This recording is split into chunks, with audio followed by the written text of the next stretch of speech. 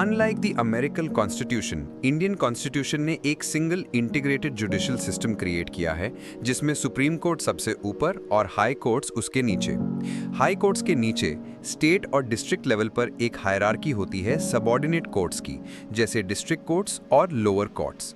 ये पूरा सिस्टम जो गवर्नमेंट ऑफ इंडिया एक्ट 1935 से अडॉप्ट किया गया था, सेंट्रल और स्टेट दोनों तरह के लॉज एनफोर्स करता है। दूसरी तरफ यूनाइटेड स्टेट्स एक double system of courts follow करता है, जहां फेडरल लॉज को फेडरल जुडिशरी एनफोर्स करती है और स्टेट लॉज को state judiciary.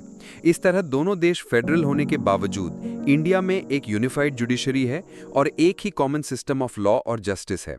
Supreme court of India को 28 जनवरी 1950 को इनॉग्रेट किया गया था, जो कि फेडरल कोर्ट ऑफ इंडिया का सक्सेसर था। ये 1935 के गवर्नमेंट ऑफ इंडिया एक्ट के अंडर सेटअप किया गया था, लेकिन इसका जुरिस्डिक्शन फेडरल कोर्ट से भी ज्यादा है, क्योंकि इसने ब्रिटिश प्रिवी काउंसिल को भी रिप्लेस किया as the highest court of appeal. Constitution के पार्ट 5 में आर्टिकल्स 124 से 147 तक सुप्रीम कोर्ट की ऑर्गेनाइजेशन, इंडिपेंडेंस, जुरिस्डिक्शन, पावर्स और प्रोसीजर्स का जिक्र है और पार्लियामेंट को भी इन्हें रेगुलेट करने का अधिकार दिया गया है। प्रेजेंट टाइम में सुप्रीम कोर्ट में 34 जजेस होते हैं, जिसमें चीफ जस्टिस ऑफ इंडिया भी शामिल होते हैं। 2019 में सेंट्रल गवर्नमेंट ने एक अमेंडमेंट पास करके सुप्रीम कोर्ट नंबर ऑफ जजेस अमेंडमेंट एक्ट 2019 के थ्रू सैंक्शन स्ट्रेंथ 31 से बढ़ाकर 34 कर दी थी। ओरिजिनली सुप्रीम कोर्ट की स्ट्रेंथ सिर्फ 8 थी, एक चीफ जस्टिस और 7 जजेस के साथ। ये नंबर धीरे धीरे बढ़ाया गया, 10 इन 1956, 13 इन 1960, 17 in 1977, 25 in 1986, 30 in 2008 और 33 in 2019। सुप्रीम कोर्ट के जजेस की अपॉइंटमेंट प्रेसिडेंट के द्वारा होती है। चीफ जस्टिस को प्रेसिडेंट अपॉइंट करते हैं सुप्रीम कोर्ट और हाई कोर्ट्स के जजेस से कंसल्टेशन करके, जिनके साथ वो जरूरी समझता है। बाकी जजेस को प्रेसिडेंट अपॉइंट करता है चीफ जस्टिस और सुप्रीम कोर्ट और हाई कोर्ट्स के उन जजेस से कंसल्टेशन करके जिनके साथ वो फिट समझता है। लेकिन अगर चीफ जस्टिस के अलावा किसी और जज की अपॉइंटमेंट हो रही हो तो चीफ जस्टिस ऑफ इंडिया से कंसल्टेशन मैंडेटरी है।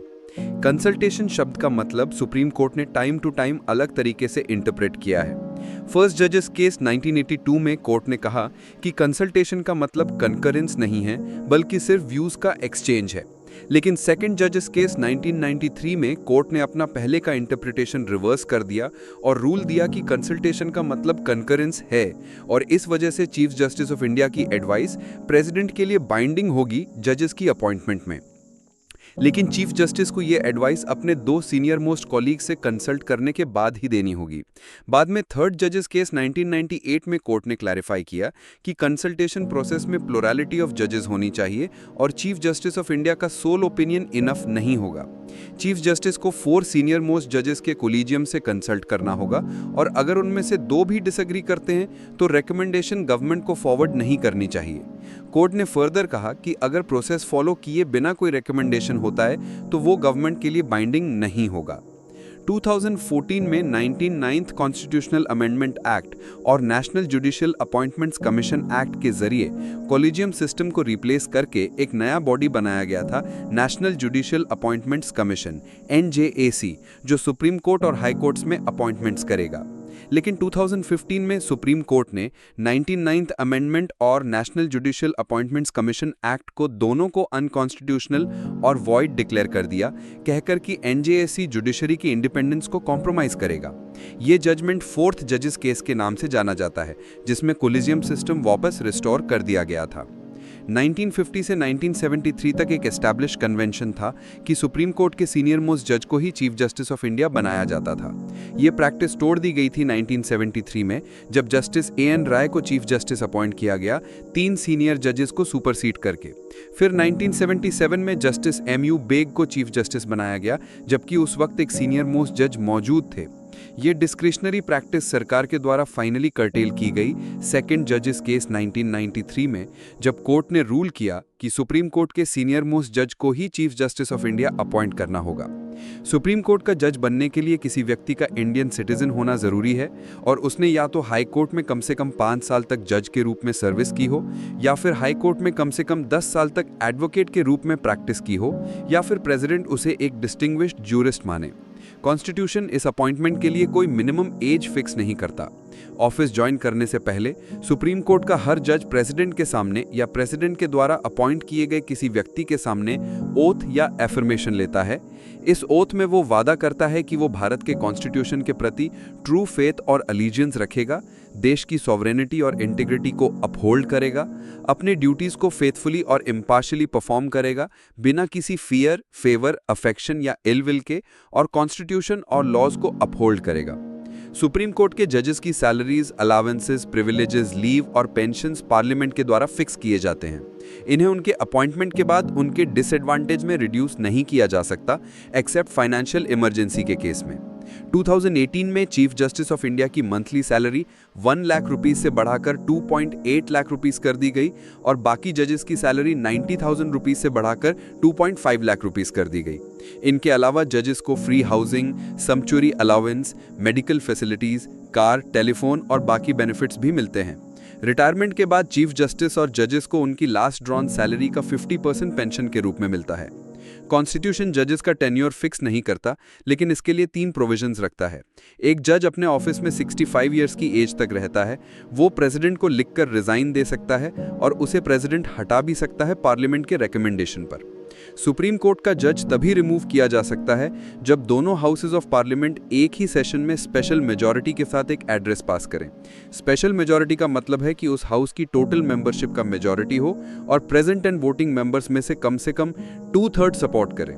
रिमूवल के ग्राउंड सिर्फ 2 हैं, प्रूव्ड मिसबिहेवियर या इनकैपेसिटी।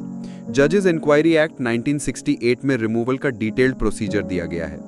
ये एक मोशन से स्टार्ट होता है जो लोकसभा के 100 मेंबर्स या राज्यसभा के 50 मेंबर्स साइन करते हैं। स्पीकर या चेयरमैन इसे एडमिट या रिजेक्ट कर सकते हैं। अगर एडमिट हो जाता है तो एक 3 मेंबर कमेटी बनती है जो चार्जेस इन्वेस्टिगेट करती है। इस कमेटी में सुप्रीम कोर्ट का चीफ जस्टिस या एक जज, एक हाई कोर्ट का चीफ जस्टिस और एक डिस्टिंग्विश्ड ज्यूरिस्ट शामिल होते हैं। अगर कमेटी जज को गिल्टी पाती है तो मोशन को हाउस कंसिडर करता है और दोनों हाउसेस स्पेशल मेजॉरिटी से पास करने के बाद प्रेसिडेंट रिमूवल ऑर्डर इशू करता है। अब तक किसी भी सुप्रीम कोर्ट जज का इम्पीचमेंट नहीं हुआ है। पहला अटेम्प्ट जस्टिस वी रामास्वामी के खिलाफ 1991 to 1993 में हुआ था, लेकिन लोकसभा में इम्पीचमेंट मोशन फेल हो गया क्योंकि कांग्रेस पार्टी ने वोटिंग से अब्सटेन कर लिया था। एक्टिंग, एडहॉक और रिटायर्ड जजेस अपॉइंट करने के भी प्रोविजंस हैं। अगर चीफ जस्टिस का ऑफिस वेकेंट हो या चीफ जस्टिस एब्सेंट हो या अपने ड्यूटीज परफॉर्म ना कर पाए तो प्रेसिडेंट किसी सुप्रीम कोर्ट जज को एक्टिंग चीफ जस्टिस अपॉइंट कर सकता है। अगर इनफ परमानेंट जजेस अवेलेबल ना हो एक सेशन होल्ड या कंटिन्यू करने के लिए तो chief justice of India concerned high court के चीफ जस्टिस से कंसल्टेशन करके और प्रेसिडेंट की अप्रूवल के साथ एक हाई कोर्ट जज को एड हॉक जज अपॉइंट कर सकता है सुप्रीम कोर्ट के लिए एक टेम्पररी पीरियड तक। ये जज अटेंड करते वक्त सुप्रीम कोर्ट के जज के सारे ड्यूटीज, पावर्स और प्रिविलेजेस एंजॉय करता है। इसी तरह chief justice of India president की अप्रूवल और जज की कंसेंट के साथ एक रिटायर्ड सुप्रीम कोर्ट या हाई कोर्ट जज को रिक्वेस्ट कर सकता है टेम्परेरीली एक्ट करने के लिए सुप्रीम कोर्ट के जज के रूप में। ऐसे जज को प्रेसिडेंट के द्वारा डिसाइड किए गए अलावेंसेस मिलते हैं और वो सुप्रीम कोर्ट जज के सारे पावर्स और प्रिविलेजेस एंजॉय करता है, लेकिन उसे परमानेंट जज नहीं माना जाता। सुप्रीम कोर्ट ने दिल्ली को सुप्रीम कोर्ट का सीट डिक्लेयर किया है, लेकिन chief justice of India president की अप्रूवल के साथ कोर्ट का सीट किसी और जगह भी डिसाइड कर सकता है। ये सिर्फ एक एनेबलिंग प्रोविजन है और ना ही प्रेसिडेंट और ना ही चीफ जस्टिस को किसी अथॉरिटी के द्वारा कंपेल किया जा सकता है कि सीट शिफ्ट करें। कोर्ट के पास ये पावर भी है कि वो प्रेसिडेंट की अप्रूवल के साथ अपने प्रैक्टिस और प्रोसीजर रेगुलेट करने के लिए रूल्स फ्रेम कर सके। कॉन्स्टिट्यूशनल केसेस या प्रेसिडेंट के आर्टिकल 143 के अंडर रेफरेंसेस कम से कम 5 जजेस की बेंच डिसाइड करती है, जबकि बाकी केसेस सिंगल जजेस या डिवीजन बेंचेस डिसाइड कर सकते हैं। जजमेंट्स हमेशा ओपन कोर्ट में डिलीवर किए जाते हैं और डिसीजंस मेजॉरिटी से होते हैं, लेकिन अगर कोई जज मेजॉरिटी से डिसएग्री करता है तो वो अपना डिसेंटिंग ओपिनियन रिकॉर्ड करने के लिए फ्री है। सुप्रीम कोर्ट इंडिया के डेमोक्रेटिक सिस्टम में एक बहुत ही इंपॉर्टेंट जगह रखता है क्योंकि ये एक फेडरल कोर्ट के रूप में, सबसे ऊपर वाले कोर्ट ऑफ अपील के रूप में, फंडामेंटल राइट्स का प्रोटेक्टर और कॉन्स्टिट्यूशन का गार्डियन के रूप में काम करता है। इन रिस्पॉन्सिबिलिटीज को इफेक्टिवली डिस्चार्ज करने के लिए जरूरी है कि सुप्रीम कोर्ट इंडिपेंडेंट रहे और एग्जीक्यूटिव यानी काउंसिल ऑफ मिनिस्टर्स या लेजिस्लेचर यानी पार्लियामेंट के किसी भी इंटरफेरेंस, प्रेशर या इंक्रोचमेंट से फ्री रहे। तभी ये बिना किसी फियर या फेवर के ट्रू जस्टिस डिलीवर कर पाएगा। इसी वजह से कॉन्स्टिट्यूशन ने सुप्रीम कोर्ट की इंडिपेंडेंस और इम्पार्शियलिटी सेफगार्ड करने के लिए कई प्रोविजंस इंक्लूड किए हैं। सुप्रीम कोर्ट के जजेस को प्रेसिडेंट अपॉइंट करता है, लेकिन ये जुडिशरी के कंसल्टेशन के साथ होता है, मतलब सुप्रीम कोर्ट और हाई कोर्ट्स के जजेस के कंसल्टेशन के साथ। इससे एग्जीक्यूटिव के एब्सोल्यूट डिस्क्रिशन को कम किया गया है और अपॉइंटमेंट्स को पॉलिटिकल या प्रैक्टिकल कंसिडरेशन से इन्फ्लुएंस होने से रोका गया है। एक बार अपॉइंट हो जाने के बाद जजेस को कंप्लीट सिक्योरिटी ऑफ टेन्योर मिलता है।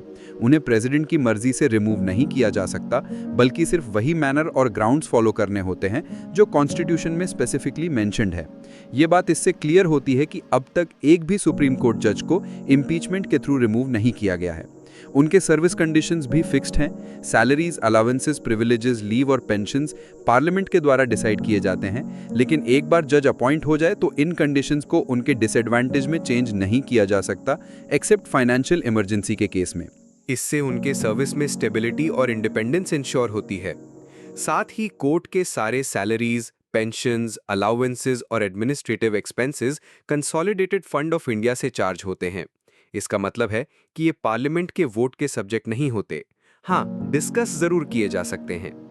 एक और सेफगार्ड ये है कि सुप्रीम कोर्ट जजेस के कंडक्ट को उनके ड्यूटीज डिस्चार्ज करते वक्त पार्लियामेंट या किसी स्टेट लेजिस्लेचर में डिस्कस नहीं किया जा सकता, एक्सेप्ट जब इम्पीचमेंट मोशन कंसिडर किया जा रहा हो। रिटायरमेंट के बाद सुप्रीम कोर्ट जजेस को किसी भी कोर्ट या अथॉरिटी के सामने प्रैक्टिस या एक्ट करना प्रोहिबिटेड है, जिससे एंश्योर होता है कि वो अपने ऑफिस के दौरान फ्यूचर बेनिफिट्स के एंटिसिपेशन में बायस ना दिखाएं। सुप्रीम कोर्ट के पास कंटेम्प्ट पनिश करने की भी पावर है, मतलब कोई भी उसके अथॉरिटी, डिग्निटी या ऑनर को अंडरमाइन करने वाले तरीके से उसकी एक्शंस को क्रिटिसाइज या डिफाई नहीं कर सकता।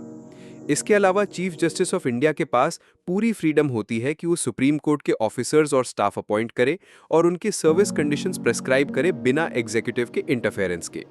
सुप्रीम कोर्ट की ज्यूरिसडिक्शन भी सेफगार्ड की गई है, क्योंकि पार्लियामेंट उसके पावर्स या ज्यूरिसडिक्शन को रिड्यूस नहीं कर सकता, जो कॉन्स्टिट्यूशन ने गारंटी किए हैं। हाँ, लेकिन उन्हें एक्सपैंड करने का अथॉरिटी पार्लियामेंट के पास है। आखिरी सेफगार्ड में कॉन्स्टिट्यूशन स्टेट को डायरेक्ट करता है कि जुडिशरी को एग्जीक्यूटिव से पब्लिक सर्विसेज में अलग करे, जिससे एग्जीक्यूटिव अथॉरिटीज के पास जुडिशियल पावर्स ना रहें।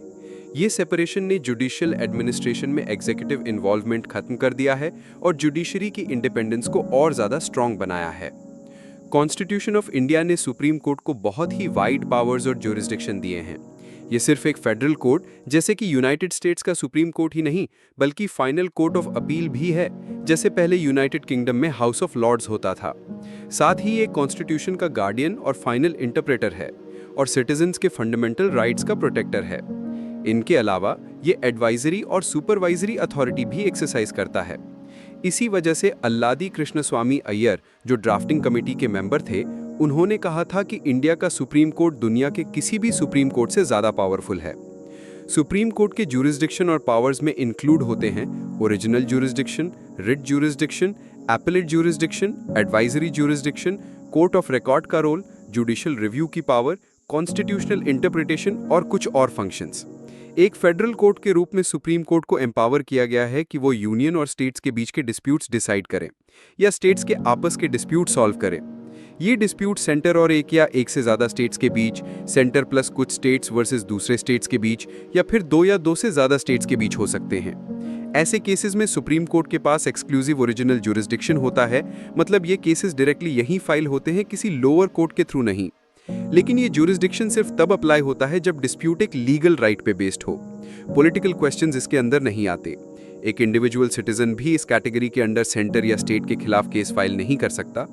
इसके अलावा कुछ मैटर्स इस ज्यूरिसडिक्शन से एग्जेम्प्ट होते हैं, जैसे कि प्री कॉन्स्टिट्यूशन ट्रीटी से रिलेटेड डिस्प्यूट्स, ट्रीटीज में specifically exempt matters, interstate river water disputes, finance commission के मैटर्स, पेंशन्स और एक्सपेंसेस के एडजस्टमेंट्स, प्योरली कमर्शियल डिस्प्यूट्स या डैमेजेस के क्लेम्स जो एक स्टेट ने सेंटर के खिलाफ लगाए हों। इस ओरिजिनल ज्यूरिसडिक्शन का पहला केस 1961 में फाइल हुआ था, जब वेस्ट बंगाल ने coal bearing areas acquisition and development act 1957 को चैलेंज किया, लेकिन सुप्रीम कोर्ट ने उस लॉ को अपहोल्ड किया। इसके साथ सुप्रीम कोर्ट फंडामेंटल राइट्स का डिफेंडर भी है और रिट्स इश्यू करने की पावर रखता है, जैसे कि हेबियस कॉर्पस, मैंडमस, प्रोहिबिशन, को वारंटो और सर्श्योरारी, ताकि ये राइट्स एनफोर्स हो सकें। ये भी एक तरह का ओरिजिनल ज्यूरिसडिक्शन है, क्योंकि एक aggrieved citizen directly supreme court को अप्रोच कर सकता है। लेकिन ये ज्यूरिसडिक्शन एक्सक्लूसिव नहीं है क्योंकि हाई कोर्ट्स भी रिट्स इशू कर सकते हैं। इस वजह से सिटीजन्स के पास ऑप्शन होता है कि वो सुप्रीम कोर्ट या हाई कोर्ट दोनों में से कहीं भी जा सकते हैं। डिफरेंस यह है कि सुप्रीम कोर्ट सिर्फ फंडामेंटल राइट्स के एनफोर्समेंट के लिए रिट्स इशू कर सकता है, जबकि हाई कोर्ट्स इन्हें और पर्पसेस के लिए भी इशू कर सकते हैं। पार्लियामेंट चाहे तो सुप्रीम कोर्ट के रिट पावर्स को और मैटर्स तक एक्सटेंड कर सकती है। Supreme court highest court of appeal के रूप में भी फंक्शन करता है। ये रोल उसने फेडरल कोर्ट ऑफ इंडिया से इनहेरिट किया और प्रिवी काउंसिल की जगह ली। ये अपील्स 4 कैटेगरीज में सुनता है: कॉन्स्टिट्यूशनल, सिविल, क्रिमिनल और special leave cases. Constitutional cases में हाई कोर्ट को सर्टिफाई करना पड़ता है कि एक सब्सटैंशियल क्वेश्चन ऑफ लॉ है जो कॉन्स्टिट्यूशनल इंटरप्रिटेशन से रिलेटेड है, तभी केस सुप्रीम कोर्ट में अपील हो सकता है। सिविल मैटर्स में हाई कोर्ट तभी अपील अलाउ करता है जब एक substantial question of law of general importance हो जो सुप्रीम कोर्ट को डिसाइड करना हो। पहले सिर्फ उन्हीं केसेस को अलाउ किया जाता था जिसमें ₹20,000 या उससे ज्यादा का अमाउंट इन्वॉल्व हो, लेकिन 1972 में 30th कॉन्स्टिट्यूशनल अमेंडमेंट से ये मॉनेटरी लिमिट हटा दी गई। क्रिमिनल मैटर्स में अपील सुप्रीम कोर्ट में तब जा सकती है जब हाई कोर्ट ने अक्विटल को रिवर्स करके डेथ सेंटेंस दिया हो, या फिर लोअर कोर्ट से केस लेके अक्यूज्ड को डेथ सेंटेंस दिया हो, या हाई कोर्ट ने सर्टिफाई किया हो कि केस फिट है अपील के लिए।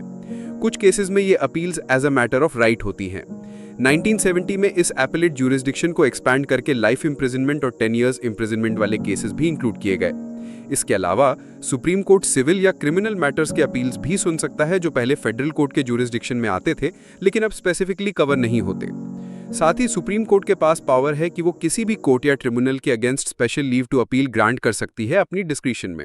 ये पावर बहुत वाइड है और constitutional, civil, criminal, tax, labour, revenue और भी केसेस में यूज की जा सकती है, लेकिन इसे स्पैरिंगली और एक्स्ट्रॉर्डिनरी सिचुएशंस में ही यूज करना होता है। सुप्रीम कोर्ट का एक और इंपॉर्टेंट रोल है एडवाइजरी ज्यूरिसडिक्शन आर्टिकल 143 के अंडर, जिसमें प्रेसिडेंट किसी भी क्वेश्चन ऑफ लॉ या फैक्ट जो पब्लिक इंपॉर्टेंस का हो या प्री कॉन्स्टिट्यूशन ट्रीटीज या अग्रीमेंट्स के डिस्प्यूट्स पे कोर्ट की ओपिनियन मांग सकते हैं। पहले केस में कोर्ट चाहे तो ओपिनियन दे या रिफ्यूज करे, लेकिन दूसरे केस में कोर्ट को एडवाइस देनी ही पड़ती है। ये ओपिनियन सिर्फ एडवाइजरी होते हैं और बाइंडिंग नहीं होते, लेकिन इनकी अथॉरिटी बहुत हाई होती है और ये गवर्नमेंट के डिसीजंस में मदद करते हैं। अब तक प्रेसिडेंट ने 15 रेफरेंसेस किए हैं, जैसे कि Delhi laws act 1951, Kerala education bill 1958, Kaveri water tribunal 1992, Gujarat assembly elections 2002 और 2G spectrum case 2012। Supreme court एक कोर्ट ऑफ रिकॉर्ड के रूप में भी काम करता है, मतलब इसका हर जजमेंट, प्रोसीडिंग और एक्ट एक अथॉरिटेटिव रिकॉर्ड होता है जिसका एविडेंशियरी वैल्यू होता है और जो फ्यूचर में प्रेसिडेंट के रूप में यूज किया जा सकता है। इसके पास कंटेम्प्ट ऑफ कोर्ट पनिश करने की भी पावर होती है, सिविल कंटेम्प्ट जैसे कि wilful disobedience of court orders, या क्रिमिनल कंटेम्प्ट जैसे कि कोर्ट को स्कैंडलाइज करना या जस्टिस को ऑब्स्ट्रक्ट करना। इसके लिए पनिशमेंट 6 महीने तक की इंप्रिजनमेंट या फाइन हो सकती है, लेकिन फेयर और एक्यूरेट रिपोर्टिंग, रीजनेबल क्रिटिसिज्म और जुडिशरी के एडमिनिस्ट्रेटिव साइड पे कमेंट्स कंटेम्प्ट नहीं माने जाते। जुडिशियल रिव्यू भी सुप्रीम कोर्ट की क्रूशियल पावर है, जिससे वो सेंटर या स्टेट्स के लॉज और एग्जीक्यूटिव एक्शंस को कॉन्स्टिट्यूशन के साथ एग्जामिन करता है। अगर अनकॉन्स्टिट्यूशनल मिलते हैं तो उन्हें स्ट्राइक डाउन किया जा सकता है। ये सुप्रीम कोर्ट को true guardian of the constitution बनाता है। ये कॉन्स्टिट्यूशन का फाइनल इंटरप्रेटर भी है और इंटरप्रिटेशन के दौरान इसने कई गाइडिंग डॉक्ट्रिन्स इवॉल्व किए हैं, जैसे कि severability, waiver, eclipse, territorial nexus, pith and substance, colourable legislation, implied and incidental powers, president, occupied field, prospective overruling, harmonious construction और लिबरल इंटरप्रिटेशन। इन सब के अलावा सुप्रीम कोर्ट और भी इंपॉर्टेंट फंक्शंस परफॉर्म करता है। ये प्रेसिडेंट और वाइस प्रेसिडेंट के इलेक्शन डिस्प्यूट्स डिसाइड करता है और इसका डिसीजन फाइनल होता है। ये यूनियन पब्लिक सर्विस कमीशन के मेंबर्स के कंडक्ट को एग्जामिन करता है जब प्रेसिडेंट रेफर करे और उसके रिकमेंडेशंस बाइंडिंग होते हैं। ये अपने जजमेंट रिव्यू कर सकता है, मतलब ये एक सेल्फ करेक्टिंग बॉडी है, जैसे कि केशवानंदा भारती केस में उसने अपना अर्लियर गोलकनाथ केस का स्टैंड रिवाइज किया था। ये एक हाई कोर्ट से दूसरी हाई कोर्ट में केसेस ट्रांसफर कर सकता है या उन्हें अपने पास विड्रॉ कर सकता है। इसके जजमेंट सारे कोर्ट्स पे बाइंडिंग होते हैं और पूरे देश में एनफोर्सेबल होते हैं और सभी अथॉरिटीज इसकी एड में एक्ट करने के लिए बाउंड होती हैं। ये इंडिया भर के सभी कोर्ट्स और ट्रिब्यूनल्स पे सुपरविजन भी करता है। पार्लियामेंट के पास पावर है कि वो यूनियन लिस्ट के मैटर्स में इसकी ज्यूरिसडिक्शन एक्सपैंड करे और सेंटर और स्टेट्स मिलके स्पेशल एग्रीमेंट के थ्रू इसकी ज्यूरिसडिक्शन और एनलार्ज कर सकते हैं। इस तरह सुप्रीम कोर्ट ऑफ इंडिया एक सबसे पावरफुल जुडिशियल बॉडी है जो फेडरल, कॉन्स्टिट्यूशनल, एपेलेट, एडवाइजरी और सुपरवाइजरी रोल्स को कंबाइन करता है और इसी वजह से ये दुनिया के सुप्रीम कोर्ट्स में अपनी तरह का यूनिक है।